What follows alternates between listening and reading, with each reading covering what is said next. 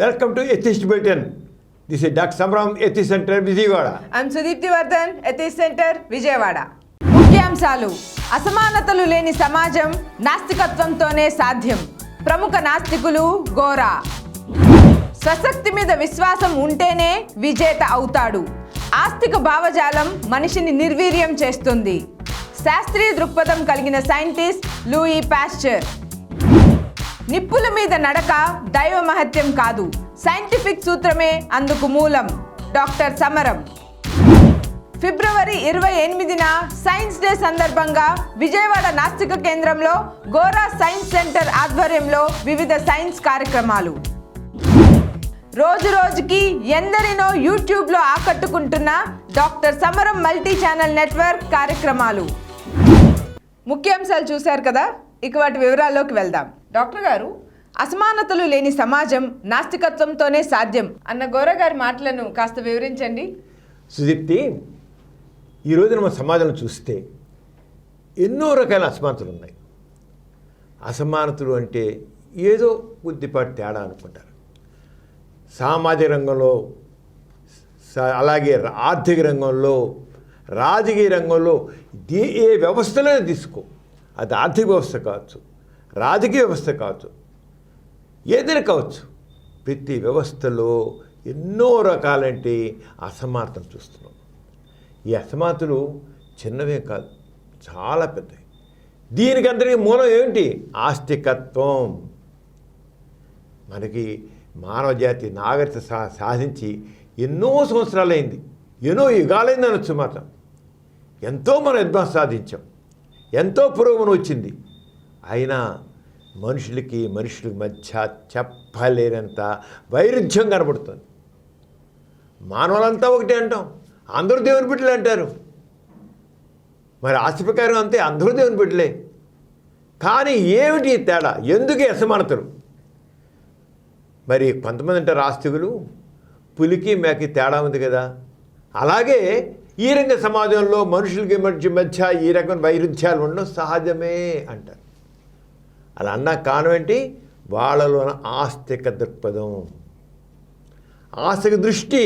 ఈ ఆస్తిక దృష్టి వల్లే మానవ మధ్య ఉన్న వ్యత్యాసాలు, అసమానతలు వాళ్ళకి ఏమాత్రం అనిపించట్లేదు. అలాగే అసమానతలతో కొట్టమిట్టాడుతున్న వాళ్ళు కూడా బాధపడుతున్నాం అనుకుంటున్నారు. కానీ వాళ్ళు కూడా దాన్ని ఏం చేయాలో తెలియట్లేదు వాళ్ళకి. దీనికి కారణం మనిషిలోని ఆస్తిక దృక్పథం. మనిషిని ఎదగకుండా, సమానత రాకుండా ఈ ఆస్తిక భావజాలం మనుషులు పనికి రాకుండా చేస్తుంది. అంచేత ఈ రంగం చేయండి మనుషులు ఈ సమాజం తీసుకుని ఇప్పుడు మనం చూద్దాం. ఆర్థిక సాంఘిక రంగం చూద్దాం. మరి కులాలు ఉన్నాయి, బ్రాహ్మణులు ఉన్నారు, క్షత్రియులు ఉన్నారు, వైశ్యులు ఉన్నారు, అలాగే ఇంకో శూద్రులు అంటారు. అలాగే అంటరాని వారు. అరే, అంటరాని వాడు అంటే గల మనిషిని అంటరాని వాడా? అందరూ మనుషులేగా.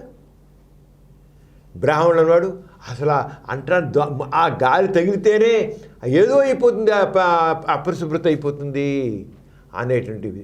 ఆ మనుషులు నీచమైన మనుషులు, నీచం, మాంసం తింటారు, ఇంకోటి చేస్తారు, నీచమైన మనుషులు మనం చూస్తాం. ఈ రోజుకి గ్రామాల్లో ఆ అరిదిన వాడాలని దూరంగా, ఊరికి అంటరాని వాళ్ళని ఊరికి దూరంగా ఉంచడం ఎంత భయంకరమైన అసమానత ఇది! ఎక్కడ సమానత్వం? ఆస్తికత్వం, అందరూ దేవుని బిడ్డలైన చోట ఈ అసమానతలు ఏమిటి? అందరూ దేవుని బిడ్డలైతే అసలు అంటరాని వాళ్ళు, వాళ్ళకి అగ్రకులస్తులు. ఈ వ్యవస్థలో, సాంఘికంలో ఎంత తేడా ఉంది! దేనికి నిరంగా మనుషుల్ని ఎందుకు అంటరాని వాళ్ళగా దూరంగా ఉంచారు? ఇంకా ఆలోచిస్తున్నామా? వాళ్ళ ఇళ్లలో కుక్కల్ని, పిల్లుల్ని అన్నీ పెంచుకుంటారు, మీద ఎక్కించుకుని చేస్తారు, పక్కన పడుకోబెట్టుకుంటారు. కానీ ఒక ఆ మనిషిని మాత్రం అంటరావాలని చెప్పి దూరంగా దూరంగా వచ్చి ఆ గాలి తగిలితేనే మనం ఏదో అయిపోతామని పరిశీలిస్తున్నా అంటే ఈ అసమానతలు ఎందుకు ఉన్నాయి? ఆస్తిక భావజాలం వల్లే ఉన్నాయి. ఈ ఆస్తిక భావజాలం వల్లే. అంచేత పులికి మేకకి తేడా లేదా అంటే పులి వేరు, మేక వేరు, కానీ మనుషులందరూ ఒకటేగా. ఎవరి రక్తం కోసినా చూసినా అందరిది ఒకటే రక్తం. రక్తం చూసి చెప్పలేమే, ఇది బ్రాహ్మణ రక్తం లేదా ఒక దళిత రక్తం అని చెప్పలేమే. ఏమిటి ఎందుకు ఇలా చూసినట్టయితే కేవలం ఆస్తిక భావజాలం మనుషుల సమాజంలో ఉండబట్టే ఆ రకంతో వస్తుంది. అంచేత మనిషికి మధ్య నుండి వాళ్ళ చూసినట్టు వ్యత్యాసం వచ్చినట్టు శక్తి సామర్థ్యాలు చూద్దాం. వాళ్ళ పెరిగి మాత్రం కానీ ఆ బ్రాహ్మణైనా మామూలు ఆ హరిజునైనా ఒకటే శక్తి సామర్థ్యాలు ఉంటాయి. అయితే అవకాశాలు లేక కొంతమంది వెనకబడి ఉండొచ్చు, కానీ ఐక్యూ తీసుకున్నట్లయితే ఇద్దరిది ఒకటే ఉంటుంది, ఏ తేడా ఉండదు. అందరి శక్తి సామర్థ్యాలు ఒకటేనే ఉంటాయి, కానీ అణిచివేయబట్టి కొంతమంది శక్తి సామర్థ్యాలు చూపించడానికి అవకాశం లేకుండా ఉంటుంది. కానీ అవకాశం కలిగిస్తే అంటరాని వాడు కూడా అగ్ర కులస్తుని మించి తన శక్తి సామర్థ్యం చూపించగలడు, గొప్పగా నిరూపించగలడు. నల్ల తెల్ల తేడా, తెల్లవాళ్ళు నల్ల నీగ్రోలు, వాట్ ఇస్ దిస్? మరి చూసినట్లయితే మనం Abraham Lincoln, Martin Luther king వీళ్ళు తీసుకుంటే వాళ్ళ దృష్టిలో వీళ్ళందరూ మరి అంటరాని వాళ్ళు లాంటి వాళ్ళే, నిగ్రోలు అంటే చాలా హీనంగా చూడబడే వాళ్ళే. ఈ రోజుకి మనం పాశ్చాత్య దేశాల్లో నల్లవాళ్ళని ఘోరంగా అతి ఘోరంగా హీనంగా ట్రీట్ చేసే పరిస్థితి ఉంది అలా అంటున్నారు. ఎందుకు? ఆస్తిక భావజాలం సమాజంలో ఈ అసమానతలకు కారణం ఆస్తికత్వమే కారణం. ఎలా పోతుంది, ఎలా మార్పు వస్తుంది? మనం తీసుకుంటే శక్తి సామర్థ్యాలు అన్నింటిలో కూడా ఇప్పుడు స్త్రీ పురుషులు ఇప్పటికీ చూసిన స్త్రీ పురుషులు, కానీ స్త్రీలు ఏ విధంగా కూడా పురుషులకు తీసిపోరని రుజువు చేసి చూపించారు.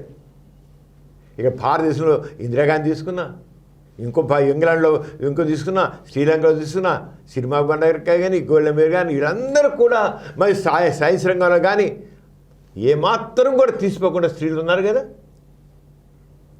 ఆ రంగానే మనుషుల్లో కూడా ఏ రకంగా తీసిపోయిన మనుషులే, వాడు అంటరాని వాడు కావచ్చు, ఇంకోటి కావచ్చు. అందుకని దీనికి ఎందుకు ఇలా ఉంది? కారణం ఆస్తిక భావజాలం, ఆస్తికత్వం. ఒకటి మాత్రం తెలుసుకోవాలి, సమానత్వం అనేది న్యాయమైనది, సరైనది. సమానత్వం, సమాన భావం అనేది న్యాయమైనది. మనం హ్యూమన్ వాల్యూస్ అంటాం. హ్యూమన్ వాల్యూస్లో సమానత్వం సరైనది, న్యాయమైంది. దానిని ఎందుకు మనం చేయట్లేదు? ఎందుకు చేయట్లేదు? కేవలం ఆస్తికత్వం దీనికి కారణం. ఆస్తికత్వం ఏంటంటే మనుషుల్ని సాంఘిక రంగంలో కానీ ఆర్థిక రంగంలో కానీ లేదు. మళ్ళీ ఎలాంటి తేడాలు ఉన్నాయి? యజమాని, కూలి. ఆ కూలి వాడు కష్టపడి సంపాదిస్తేనే ఆ యజమాని డబ్బులు వస్తాయి. కానీ వాడిని ఎంత తక్కువగా చూస్తాడు యజమాని, ఎంత తక్కువగా చూస్తాడు అంటే ఆ మనిషి స్వేచ్ఛ లేకుండా తయారవుతాడు. తాను సంపాదించిన దానికి తను కృషి చేస్తాడు. శ్రమ విలువ లేదు. దోపిడీ వ్యవస్థ ఉంది ఆస్తిక సమాజంలో. దోపిడీ వ్యవస్థ ఎందుకు ఉంది అంటే ఈ రకమైన వ్యత్యాసాలు. ఈ వ్యత్యాసాలు ఎందుకు ఉన్నాయి? ఆస్తికత్వంలో ఉన్నాయి. కారణం ఏంటంటే దీనికి అంతటి ఆస్తిక భావజాలం. ఈ ఆస్తిక భావజాలం ఏంటి? కర్మఫలం బట్టి ఆర్థిక వ్యవస్థ ఉంటుంది, సాంఘిక వ్యవస్థ ఉంటుంది, కర్మఫలం. నువ్వు ఏ తప్పు చేసావో అంటే ఇలా పుట్టావు, వీడు నమ్మేస్తాడు. కర్మఫలం, నువ్వు చేసిన కర్మ బట్టి నీ ఫలితం అనుభవిస్తావు. ఇప్పుడు ఇలా అనుభవిస్తావు. Non sense. ఆ రకం భావజాలం చాలా తప్పది. కర్మఫలం, నుదిటిరాత, పునర్జన్మ, పూర్వజన్మ. ఈ భావజాలం వల్ల మనిషి సమాజంలో అరే కష్టపడితే నేను ఏమైనా చేయగలను, సాధించగలను. అంచేత మనిషికి ఏంటంటే కృషి నాదే, ఫలితం నాదే. కృషి చేస్తే ఫలితాన్ని సాధిస్తాను. ఆస్తికతను చేయదే. నువ్వు కృషి చేసినా ఆ దైవచ్ఛ లేకపోతే నువ్వు ఏమీ చేయలేవు, నీకేమీ రాదు. ఆస్తికత చెబుతుంది పని చెయ్యి పని చెయ్యి, కానీ ఫలితాన్ని ఆశించకు. చాలా గొప్ప చెబుతారులే ఈ సిద్ధాంతం. అది నువ్వు ఫలితాన్ని ఆశించకు, కర్మ చేస్తుండు, ఫలితం చేసి కృషి చేయి, ఫలితం మీద ఆశించకు. అది ఆస్తిక వ్యవస్థలో దోపిడీ సిద్ధాంతం. ఏమిటి? నువ్వు కృషి చేసినా నీ ఫలితం రాదు అంటే మనిషిలో ఉన్న స్వేచ్ఛా ప్రవృత్తిని, కర్తృత్వ శక్తిని చంపివేయడమే. ఎలా వస్తుంది ఆస్తికత్వంలో సమానత్వం? అసమానత ఎలా పోతాయి ఆస్తికత్వం వల్ల? అసమానత పోవు. ఎందుకంటే నువ్వు కృషి కర్మ కావాలంటే పని చేయి, కానీ ఫలితం ఆశించకూడదు. చూడు ఎంత ఎదుగును అంటే ఆస్తికత్వంలో అన్నట్టు దోపిడీ మనస్తత్వం, దుర్మార్గపు మనస్తత్వం ఇది. ఈ దుర్మార్గ మనస్తత్వం వల్లే సమాజంలో ఇంత ఆర్థిక వ్యత్యాసాలు, రాజకీయ వ్యత్యాసాలు, సామాజిక వ్యత్యాసాలు ఎన్ని ఉన్నాయి. కృషి నువ్వు ఇక కష్టపడు ఫలితం ఆశించకు, వాటి తీస్తున్నాను అంటే వీడు కృషి చేస్తే ఆ ఫలితాన్ని అనిపిస్తాడు అనమాట. కానీ నాస్తికత్వం అలా కాదు. నువ్వు చేసే పని బట్టి నువ్వు సాధిస్తావు. అంచేత స్వేచ్ఛగా దేనికి నువ్వు పరాధీనత అవసరం లేదు, బానిస కాదు. నీ చేసిన పనికి నువ్వే ఫలితం అనిపిస్తావు. అంటే కర్మ ఫలితం ఉండదు, నువ్వు చేసే పనికి విలువ లేదు. భగవంతుడు అదంతా దైవేచ్ఛ మీద ఉంది. కానీ పని ఏంటిది? నువ్వు పని చేయకుంటుంటా, నువ్వు ఆతి సిద్ధాంతం, రెండు పక్క నువ్వు కర్మఫలం, నీకు ఫలితం అంతా దేవుని మీద ఆధారపడి ఉంటాయి. ఎంత స్టూపిడ్ సిద్ధాంతం అది. పని చేయి, ఫలితం గురించి ఆశించకంట. పని చేయి, ఫలితం గురించి ఆలోచించకు. అక్కడే జమీందారు కూలి, రైతు కూలి, అక్కడే వచ్చింది ఇదంతాను. దోపిడీకి మూలం అది, దోపిడీకి మూలం అవుతుందన్నమాట. అంచేత నాస్తికత ఏం చెప్తుంది? ఈ కర్మ, దురదృష్టం, నుయిట్రాత, పూర్వదంపద అంతా ఒట్టి థ్యాష్. స్వేచ్ఛగా నువ్వు చేసేదానికి స్వేచ్ఛగా నువ్వు కృషి చేస్తే ఆ కృషి నువ్వు సంపాది. ఈ అసమానతలు అర్థం లేనివి అవుతాయి. ఆర్థిక అసమానతలు, సామాజిక అసలు ఇవన్నీ కూడా అర్థం లేనివి. అలాగే బ్రాహ్మణుడు అంటరానివాడు, ఒక రైతు, ఒక కూలి, ఇవన్నీ అర్థం లేనివి. ఒక నల్లవాడు, ఒక తెల్లవాడు, అర్థం లేనివి. నేను అంచేత సమాజం రావాలంటే నాస్తికత ఏం చేస్తుంది? స్వేచ్ఛగా ఉంటే యావాడు నువ్వు తగ్గదు. నాస్తికత్వం ఏం చేస్తుంది? ఈ సమానత్వం అనేది న్యాయమైనది, సరైనది. దానికి ఆరంగా ఉండాలంటే నువ్వు కృషి చేస్తే తప్పకుండా ఫలితం. అంతేగాని కృషి చేయి ఫలితం ఆశించక మాత్రం మీనింగ్లెస్ వాడు.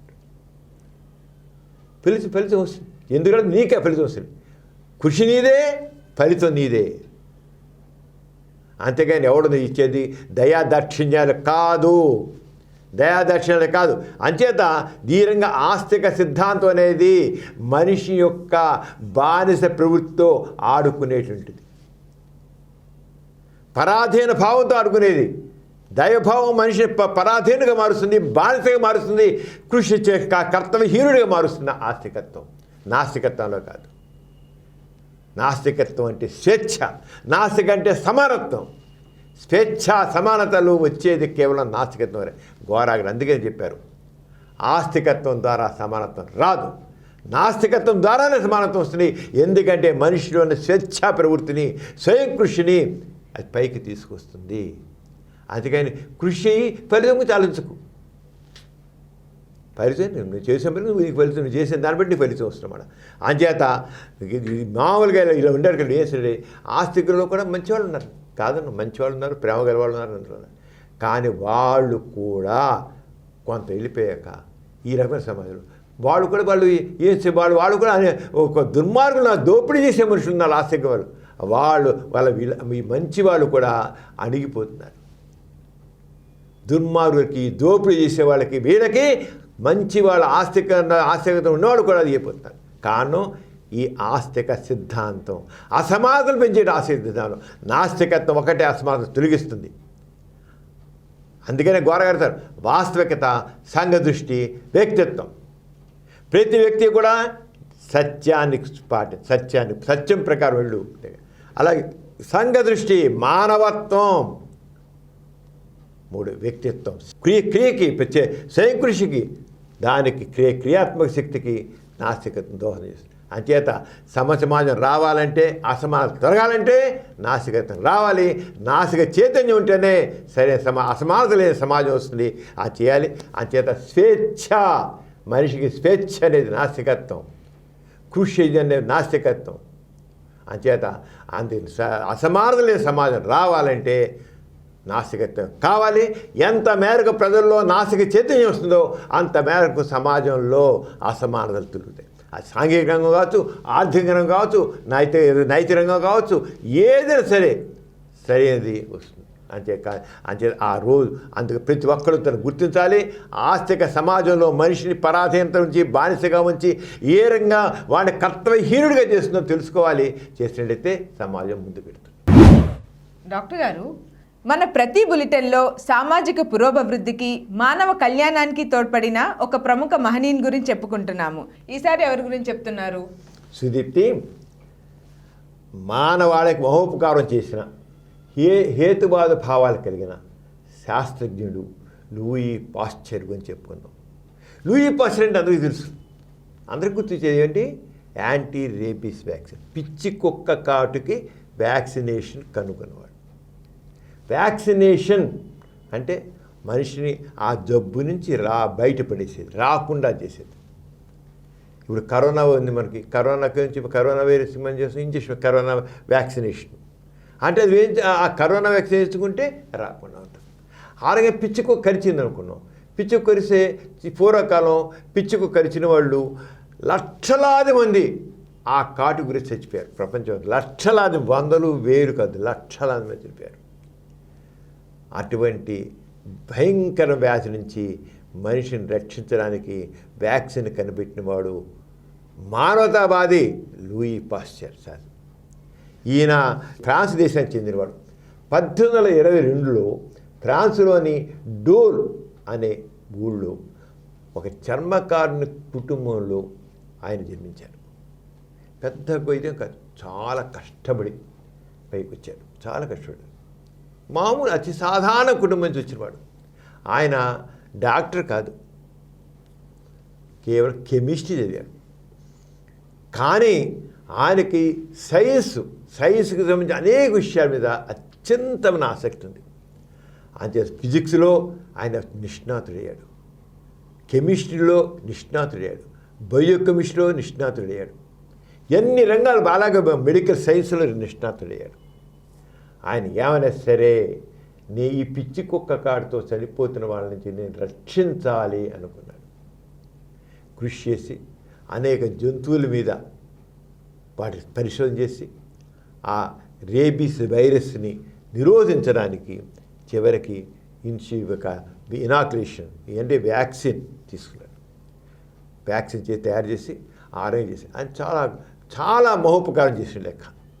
ఆయన అన్ని రకాలుగా ఆయన అంత ఆ రంగా చేసుకుంటూ ఆయన ఏంటంటే పట్టుదల, కృషి ఉంటే ఏదైనా సాధించగలం అది నమ్మాడు. ఆయన మాట చెప్పాడు, పట్టుదలగా చేయండి పని, కృషి చేయండి నువ్వు సాధిస్తావు. అంతేగాని నేను చేతక, నాకు రాదు, నాకు కుదరదు, నేను చేయలేను అనేటి ఈ భావాలు మనిషి పైకి రావు అని చేసాడు. ఆయన నాస్తిక భావాలు కల వ్యక్తి అయినా చివరికైనా మత విశ్వాసాలు కూడా లేకుండా మూఢనమ్మకాలు, మత విశ్వాసాలు ఖండించాడు. ఆయన ఖండించడే కాదు, ఈయన ఏంటంటే అక్కడ అమెరికాలో ఉన్నటువంటి దీంట్లో అక్కడ అన్ని చోట్ల ఆ ఇంటర్నేషనల్గా ఉండేటువంటి ఒక బ్రిటిష్ సెక్యులర్ యూనియన్కి లూయి పాస్చర్ కొంతకాలం ఉపాధ్యక్షుడిగా చేశాడు. హ్యూమనిస్ట్ దానికి దాని బ్రిటిష్ సెక్యులర్ యూనియన్ దాన్ని చేశారు. ఆయన చర్చికి వెళ్ళాడు.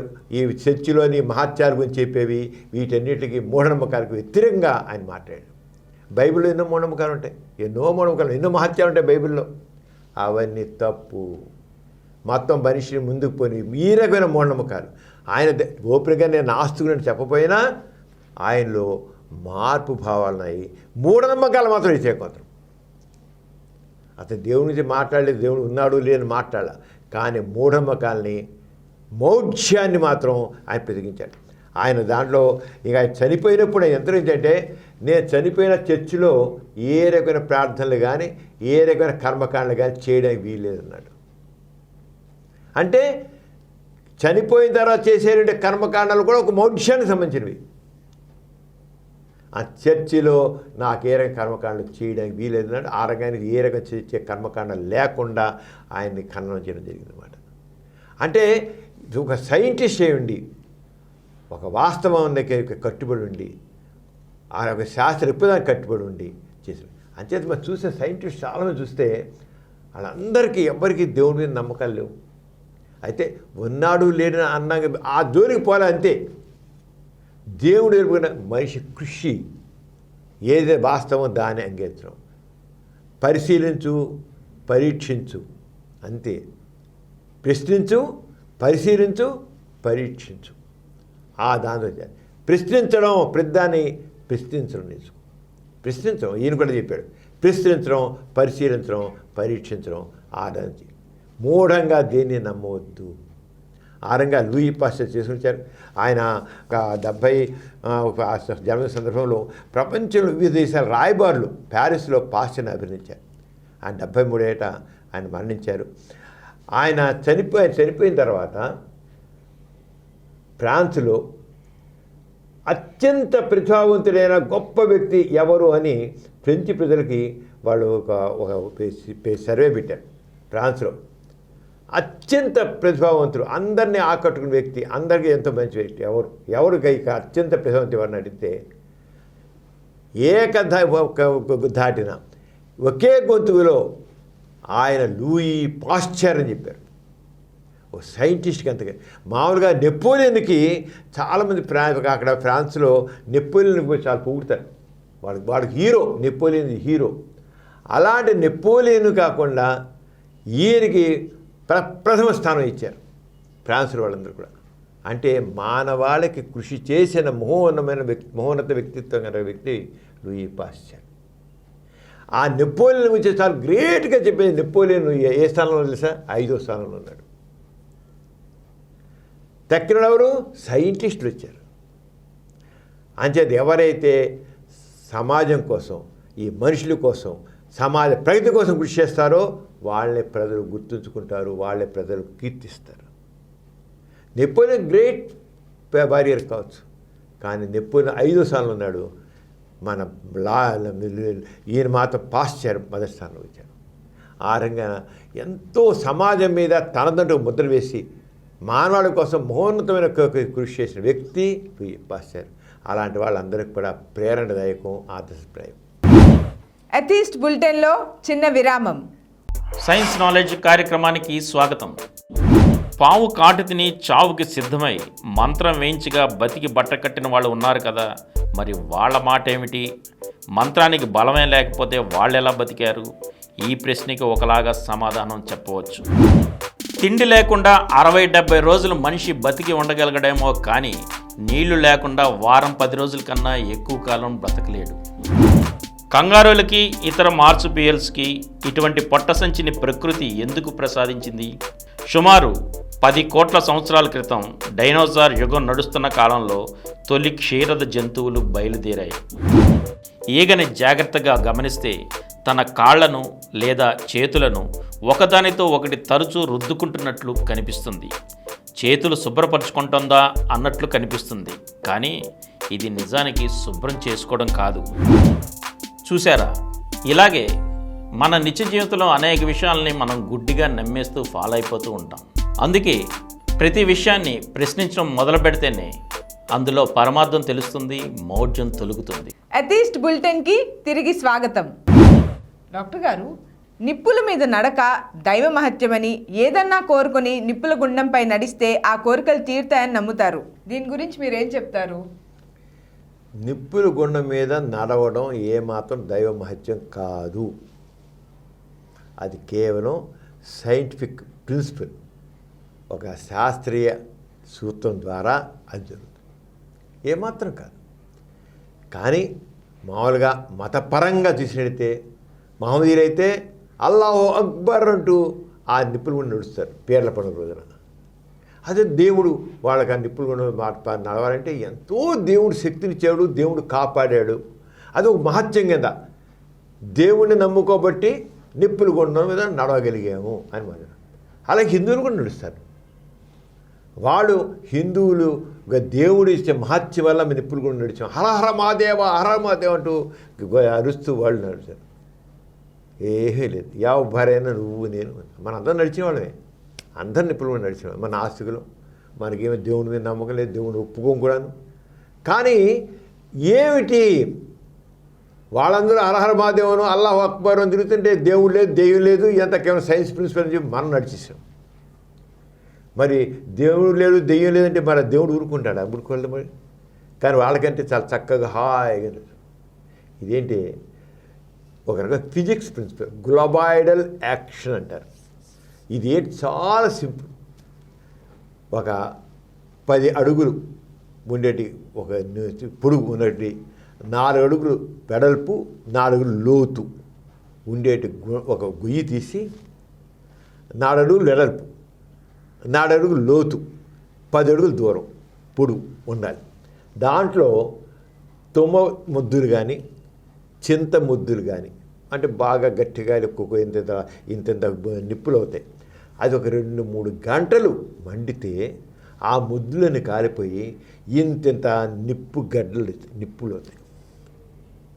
అవి దాంట్లో వేసి అవి ఎంత హీట్ ఉంటుందంటే 300 నుంచి 400 డిగ్రీల సెంటిగ్రేడ్ హీట్ ఉంటుంది. 300 నుంచి 400 డిగ్రీల సెంటిగ్రేడ్ హీట్ ఉంటుంది. ఆ హీట్ అన్నీ ఎలా ఉంటుంది చూస్తే ఎలా ఉంటుందంటే గులాబీ పూలు ఇన్ని పడేస్తే ఎలా ఉంటుందో ఆ ఎర్రగా కడకడలాడుతున్నట్టు ఆ నిప్పు గడ్డలు ఒక గులాబీ పూలకు బొదిలా కనిపిస్తామాట. ఇంత గులాబీ పూలు పోసేసినట్లుగా గులాబీ రేకుల్లా ఉంటాయి, పెద్ద గులాబీ రేకుల్లా ఉంటాయి. దాని మీద నడిస్తే కాళ్ళెక్కలు అంటే వాళ్ళు నడుచుకుంటూ వెళ్ళిపోవాలి.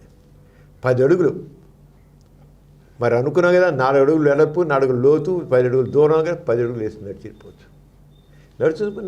నించుంటే కాళ్ళు కలుతాయి. వాళ్ళు నడుచుకుంటూ వెళ్ళిపోవడం, పరుగులు తీయడం కూడా అవసరం, నడుచుకుంటూ వెళ్ళిపోతే ఏమీ లేదు.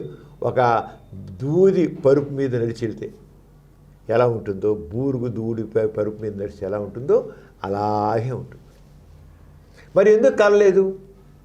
కాలపోవడం కారణం ఏంటంటే మన శరీరం అంతా ఎప్పుడు ఒంట్లో నీరు ఉంటుంది, చర్మంలో కూడా నీరు ఉంటుంది, చర్మం కింద కూడా నీరు ఉంటుంది. ఎప్పుడైతే మనం పాదం ఇలా పడిందో ఆ పాదం ఇలా పడగానే పాదం ఇక్కడ నీరు ఇదంతా చర్మంలో నీరు ఉంటుంది, మన చర్మం పొరలో నీరు ఉంటుంది. ఈ పడగానే ఆ 400 డిగ్రీల సెంటిగ్రేడ్ హీట్కి ఈ పాదం దగ్గర చర్మంలో ఉన్న నీరు ఒక పొరలాగా ఏర్పడుతుంది, ఒక పొర కవచంలాగా అనమాట. అది ఇది పడగానే ఆ నీరు ఆవిరి పరై నిప్పుకి చర్మానికి మధ్య కవచంలా ఉండి పలచ చర్మం అవచ్చు, కానీ గ్లోబాయిడ్ యాక్షన్ అదే. ఆ పల్చని పొర కూడా నీటి పొర ఈ నిప్పుక వీడిని చర్మానికి తగలు కూడా చేస్తుంది. చేసి రెండో కాలేస్తాం, ఈ కాలేయ గారు మళ్ళీ నీరు చేరుతుంది, మళ్ళీ వేస్తాం, మళ్ళీ కాలేస్తాం, మళ్ళీ నీరు చేరిపోతుంది. ఆ నీరు కనబడిపోతుంది కాలే, కానీ ఇక చర్మం నీరు అలా 10 అడుగులు వేసేకల్లా దాదాపు నీరు ఎగ్జాస్ట్ అయిపోతుంది. ఇంకో తర్వాత కూడా నడిచామనుకో ఇంకా 10 అడుగులు కనుక 20 అడుగులు 30 అడుగులు రావలేదు. ఎందుకని నీరు ఎగ్జాస్ట్ అయిపోయింది లేకుండా పోయింది, ఎండిపోయింది వీటికి. అప్పుడు కాళ్ళు కాలుతాయి. అంచేది 10 అడుగుల్ని చక్కగా వేసుకుని నడుచుకుంటూ మామూలు నడుచుకుని మనం నడిచే నడకే స్పీడ్ చాలు. ఆ నడిచింతో కాళ్ళు కాలం. దీన్ని ఏమంటారు? గ్లోబాయిడల్ యాక్షన్ అంటారు. ఆ పొర ఎంత ఇదిగా అంటే ఆ మాలిక్యూల్స్ ఆటమ్స్ అన్నీ కూడా ఎంత కవచమే, ఒక కవచం. ఆ కవచం లాగా ఏర్పడుతుంటాయి. ప్రతిసారి కాలు పెట్టగానే వస్తుంది, మళ్ళీ తీయగానే కాదు, మళ్ళీ పెట్టగానే హీట్కి మళ్ళీ అవుతుంది, మళ్ళీ అంతే. అంతేగాని ఏ దైవమహత్యం కాదు, ఏమీ కాదు. ఏదో నడిస్తే మన కోరికలు తీరిపోతాయి, అంత ఒకటి హంబక్. ఏదో స్వర్గానికి వెళ్ళిపోతాం, మోక్షం వచ్చేస్తుంది, దేవుడు మేము కనికరిస్తాడు, దేవుడిని కనికరించబట్టే మనం ఈ రంగా నడవగలిగాము. అంత ఆస్తికత్వం ఎప్పుడు కూడా మనిషిని అజ్ఞానంలో ఉంచుతుంది, మూఢనమ్మకాలు పెంచుతుంది, అబద్ధాలని అలా పెంచి పోషిస్తుంది. ఆస్తికత్వం నిప్పుల మీద నడకటువంటిది. అయితే నిప్పుల మీద నడుగుతాయి, మామూలు నిప్పులు తీసుకొచ్చి ఒక ఇంత ఇలా పోసేసి చాట తీసి పోసేసి నడవడానికి అలా నడిస్తే లాభం లేదు. దాంట్లో ఆ 400 డిగ్రీ సెంటిగ్రేడ్ హీట్ రాదు. అక్కడ నిప్పులు గుండం అయితేనే వస్తుంది 300 నుంచి 400 డిగ్రీల సెంటిగ్రేడ్ హీట్. అది ఎంతసేపు ఉంటే ఒక అరగంట ఉంటుంది హీట్, తర్వాత మనుషులు నడిచేయగలిగితే ఆ హీట్ తగ్గిపోతుంది. అప్పుడు నీ హీట్ తగ్గిపోయాక 200 డిగ్రీల సెంటిగ్రేడ్ 100 డిగ్రీల సెంటిగ్రేడ్ నడిస్తే కాళ్ళు కాలుతాయి. ఎప్పుడు కాళ్ళు 300 400 300 కానీ 400 డిగ్రీల సెంటిగ్రేడ్ హీట్ ఉన్న టైములోనే కాళ్ళు కలవు. దానికంటే తగ్గితే మాత్రం కాళ్ళు కాలుతాయి. అంతే ఇవే అసలు కర్ర అంతేగాని ఇంత తాటాకులు తీసి పడేస్తావు, లేదు మామూలు పొల్లలు తీసుకెళ్ళి పడేస్తావు, ఆరంగం పెడితే అది కాళ్ళు కలిపోతాయి. అవి ఇంత ఇవి ఉండాలి, గట్టిగా ఉండాలి. దాని తొమ్మ ముద్దులు కానీ చింత కానీ అవ్వాలి, మంచి గట్టిగా స్ట్రాంగ్గా ఉండాలి. అప్పుడు కాళ్ళు కలవు. ఆ హీట్ అది మెయింటైన్ అవ్వాలి. ఇప్పుడు మామూలు దానిలో నీకు హీటు 300-400 డిగ్రీ సెంటిగ్రేడ్ హీట్ రాదు. మామూలుగా పడుతుంది, కొద్దిగా హీట్గా ఉంటుంది అంతే. అంచేది అన్నీ పోసేసి ఏదైనా సరే తీసుకొచ్చి ఈ చెత్త ఆ చెత్త ఈ కర్రలు ఆ కర్రలు ఏదో ఈ దుంపలు ఏవో తీసి పడేస్తే కుదరదు. బాగా ఉండాలి, ఆ హీట్ మెయింటైన్ అవ్వాలి. ఆ మెయింటైన్ అయినప్పుడే ఇలా ఉంటుంది. ఇది సైన్స్. అందుకే సైన్స్ అనేది ఒక ప్రిన్సిపల్స్ ఉంటాయి, దానికి ప్రధానం ఉంటుంది, ఆ పదం చేయాలి. అంతేగాని దైవ మహత్యం కానే కాదు. అంచేత ఈ దైవమహత్యం చెప్పేదంతా జనాల్ని మభ్యపెట్టి దేవుడిని మభ్యపెట్టి చేసే తప్ప ఇంకేమీ కాదు. అసలు దేవుడే లేడు, ఒక అల్లా లేడు, వారాల మహాదేవ్ లేడు, ఎవడు లేడు, అంతా పుట్టిదే. అవన్నీ కేవలం కల్పితాలు, ఊహాగానాలు. డాక్టర్ గారు, ఫిబ్రవరి 28న సైన్స్ డే సందర్భంగా విజయవాడ నాస్తిక్ కేంద్రంలో గోరా సైన్స్ సెంటర్ ఆధ్వర్యంలో నిర్వహించే వివిధ కార్యక్రమాల వివరాలు చెప్పండి. సుదీప్తి, మా నాస్తిక్ కేంద్రంలో గోరా సైన్స్ సెంటర్ ఉంది. అనేక దశాబ్దాలుగా మన ఈ గోరా సైన్స్ సెంటర్ ద్వారా అనేక కార్యక్రమాలు ఇస్తున్నాం. నేతగా దీనికి డైరెక్ట్గా ఉన్నారు గోరా సైన్స్ సెంటర్. దీని ద్వారా ప్రతి సంవత్సరం మనం సైన్స్ ఎగ్జిబిషన్ నడుస్తున్నాం. దాంట్లో 200-300 హై స్కూల్స్ కానీ కాలేజీల నుంచి కానీ వచ్చి వాళ్ళ ఎగ్జిబిట్స్ పెట్టడం చేస్తుంటారు. దాదాపు 30,000-50,000 మంది సైన్స్ ఎగ్జిబిషన్కి వచ్చి సందర్శించి చూస్తుంటారు. అలా సైన్స్ ఇలా కాకుండా గోరా సైన్స్ రకరకాల ప్రోగ్రామ్స్ కండక్ట్ చేస్తున్నాం. అక్కడ సైన్స్ ఎగ్జిబిషన్ ఉందండి, పర్మనెంట్గా కూడా ఉంది సైన్స్ ఎగ్జిబిషన్. అది ఈ 28వ తారీఖున సైన్స్ డే సందర్భంలో గోరా సైన్స్ సెంటర్ ఆధ్వర్యంలో నాస్తిక్ కేంద్రంలో వివిధ కార్యక్రమాలు ఏర్పాటు చేశాం. ఈ సైన్స్ డే సందర్భంలో ఎస్ఏ కాంపిటీషన్ ఒకటి ఏర్పాటు చేస్తాం. ఎస్ఏ కాంపిటీషన్ అలాగే డ్రాయింగ్ కాంపిటీషన్ కూడా ఏర్పాటు చేస్తాం. ఎస్ఏ కాంపిటీషన్లో సైన్స్ మౌల్డ్స్ లైఫ్ దీని మీద ఎస్ఏ కాంపిటీషన్. దాన్ని మనం తెలిసి సైన్స్ జీవితాన్ని చక్కగా తీర్చిదిద్దుతుంది. సైన్స్ అనేది మన జీవితాన్ని మంచిగా మారుస్తుంది, అన్ని రకాల సౌఖ్యవంతంగా హాయిగా ఆనందంగా సుఖవంతంగా చేస్తుంది. సైన్స్ మౌల్డ్స్ ది లైఫ్ అనే దాని మీద ఎస్ఏ కాంపిటీషన్ పెడుతున్నాం. తెలుగులో నుంచి ఇంగ్లీష్లో నుంచి హై స్కూల్ విద్యార్థులు, కాలేజీ విద్యార్థులు అందరూ వచ్చి పాల్గొవచ్చు. అలాగే ఆ సందర్భంలో సైన్స్ గురించి ప్రసంగాలు ఏర్పాటు చేయడం జరిగింది. చాలా రకరకాల కార్యక్రమాలు. ఇదే సందర్భంలో మామూలుగా సైన్స్ ఎగ్జిబిషన్ ఉంది. అలా కాకుండా ఈ సైన్స్ సంబంధించినటువంటి ఒక మ్యూజియం కూడా రేపు ఏర్పాటు చేస్తాం. పూర్వకాలం కొంత ఉంది, కానీ ఒక ఇంకా బాగా ఇంప్రూవ్ చేసి సైన్స్ మ్యూజియం, ఆ సైన్స్ మీద హాల్ ఆఫ్ సైన్స్ అని పేరిట హాల్ ఆఫ్ సైన్స్ అని చెప్పి ఈ సైన్స్ ప్రిన్సిపల్స్ని తెలియజేసేవి. అలాగే సైన్స్ చాలా ఫాసిల్స్ లాంటివి అలాంటివి రకరకాలవన్నీ మామూలుగా ఎవరు చూడలేరు. అవన్నీ హాల్ ఆఫ్ సైన్స్ పేరు సైన్స్ పర్మనెంట్ సైన్స్ మ్యూజియంను కూడా మనం 28వ తారీఖున నాస్తిక్ కేంద్రంలో గోరా సైన్స్ సెంటర్లో అది ఒకటి ప్రారంభిస్తున్నాం. రకరకాల సైన్స్ సంబంధించినవన్నీ దాంట్లో దాన్ని ఆరంగా జరుగుతుందన్నమాట. ఈ కార్యక్రమంలో అందరూ వచ్చి పాల్గొన కోరుతున్నారు. నాస్తిక్ కేంద్రం అనేది అనేక వైబ్రెంట్ ఆర్గనైజేషన్, అనేక కార్యక్రమాలు చేపడతాం. సైన్స్ రంగానికి సంబంధించిన అనేక చేస్తున్నాం. అంచేత అందరూ ఉదయం 10 గంటల నుంచే ఈ కార్యక్రమం కొనసాగుతాయి. అందరూ వచ్చి పాల్గొనాలని, ముఖ్యంగా కాలేజీ అలాగే హై స్కూలు కాలేజీ విద్యార్థులు అందరూ పాల్గొనాలని కోరుతున్నాం. సైన్స్ అనేది నిజంగా మన జీవితాన్ని మార్చేస్తుంది. ప్రతి ఒక్కరిలో కూడా సైన్స్కి సంబంధించిన విజ్ఞానం ఉండాలి, దాంతోపాటు శాస్త్ర దృక్పథం కావాలి. లేకపోతే రకరకాలైన మూఢనమ్మకాలు ఉండి మా జీవితాన్ని దుర్భరంగా మార్చేస్తున్నాయి. అంచేత ఈ గోరా సైన్స్ సెంటర్ ఆధ్వర్యంలో జరిపేటి సైన్స్ డే సందర్భంలో అందరూ పాల్గొనాలని కోరుతున్నాను. సుదీప్తి, మనం ఇవాళ ఎన్నో విషయాలు చెప్పుకుందాం.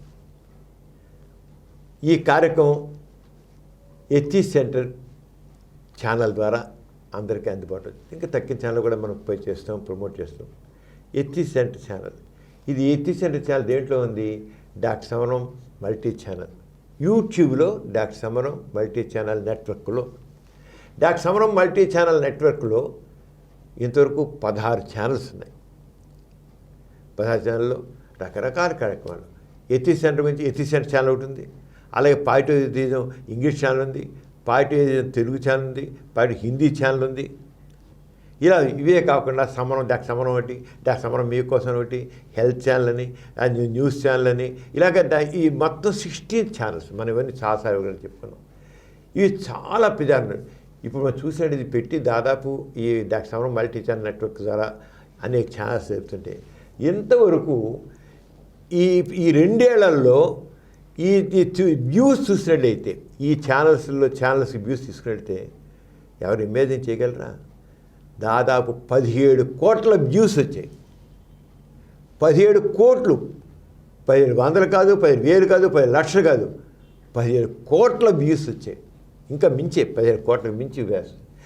రోజుకి జనాదరణ వండర్ఫుల్గా ఉంది, ఎంతో ఆదరిస్తున్నారు.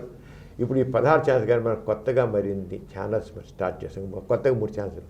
ఒకటి ఫుడ్ వరల్డ్ ఛానల్, డాక్టర్ సమరం food channel, food world channel. ఈ దీంట్లో రకరకాల వంటకాల గురించి, రకరకాల ప్రాంతాల వంటకాల గురించి ఏం చేస్తున్నాం, అందరికీ తెలియాలంటే ఇంట్రెస్ట్గా ఉంటుంది కనుక అది చేసి మొదలెట్టాం. అలాగే స్పోర్ట్స్ ఛానల్, స్పోర్ట్స్కి సంబంధించినవి కూడా దీంట్లో ఒక మనం క్రికెట్ మ్యాచ్ జరుగుతాయి, ఇంకోటి జరుగుతుంది, దానికి సంబంధించిన విషయాలు, దాని విశ్లేషణ, అలాగే స్పోర్ట్స్ పర్సన్స్ యొక్క ఇంటర్వ్యూస్ అవన్నీ కూడా స్పోర్ట్స్ ఛానల్. ఇంతే కాకుండా ఎథిస్ట్ బులెటిన్స్ సంబంధించిన ఛానల్స్. ఇప్పుడు ఎథిస్ట్ బులెటిన్స్ ఇప్పుడు 3 భాషల్లో చేస్తున్నాం. ఒకటి తెలుగు చూస్తాం, ఇది ఎథిస్ట్ బులెటిన్ ఛానల్ వస్తుంది. ఇక ఇదే మన ఎథిస్ట్ ఛానల్ ఉన్నాయి కాకుండా ఎథిస్ట్ బులెటిన్ ఛానల్, అలాగే హిందీలో ఎథిస్ట్ బులెటిన్, ఇంగ్లీష్లో ఎథిస్ట్ బులెటిన్. ఎథిజం గురించి చక్కని అవగాహన కలిగించడం కోసం, నాలెడ్జ్ ఇవ్వడం కోసం ఈ ఛానల్ ఎథిస్ట్ బులెటిన్ ఛానల్. దీంట్లో 3 భాషల్లో కూడా ఈ ఛానల్స్ వస్తున్నాయి. ఇప్పుడు మామూలుగా తెలుగులో మనకు ప్రతి నెల 1 తారీఖు 10 తారీఖు తీస్తున్నాడు. అలాగే తక్కువ హిందీ కూడా, ఇంగ్లీష్ కూడా అలాగే మొదలయ్యాయి. ఆ రకంగా మనం ప్రతి ఈ నెల నుంచి ఈ బులెటిన్స్ మొదలవుతాయి. అంచేది 3 రకాల ఛానల్స్ కొత్తవి. అంటే 16, ఈ 3 19 ఛానల్స్ ఇప్పుడు మనకి మొదలై ఇంకా చేద్దాం. జనాలు చక్కని అందరికీ చక్కని నాలెడ్జ్, ఒక నాలెడ్జ్ ఎథిజం గురించి సరైన అవగాహన పెంపొందడం కోసం, అలాగే చక్కని పర్సనాలిటీస్ డెవలప్మెంట్ కోసం, విజ్ఞానం కోసం అన్ని రంగాలుగా కూడా మనం కృషి చేస్తున్నాం. ఎందరో ఆదరిస్తున్నారు, ఎంతో చక్కగా ఆదరిస్తున్నారు. వాళ్ళందరికీ కూడా ధన్యవాదాలు తెలియజేస్తున్నాను. ఇప్పుడు అందరూ రెగ్యులర్ చూడండి.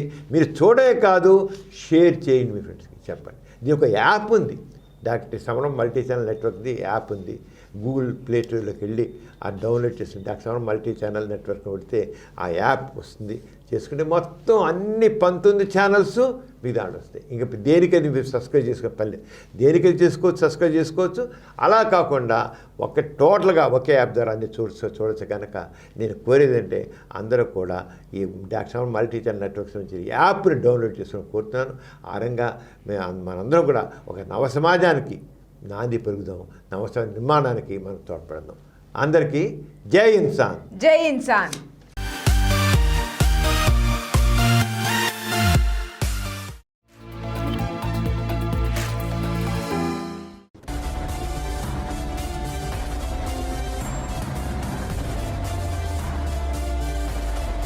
Please download Samaram multi-channel app and watch your favorite channels from your mobile. App available on Google Play Store and subscribe to the channels.